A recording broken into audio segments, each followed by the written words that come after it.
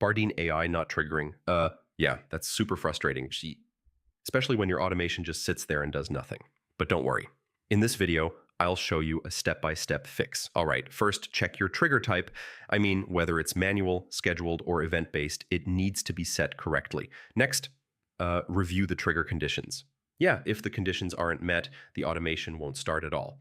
Now, try running the automation manually. I mean, this helps confirm if the issue is only with the trigger or the workflow itself. Okay, make sure you're on the correct page or app.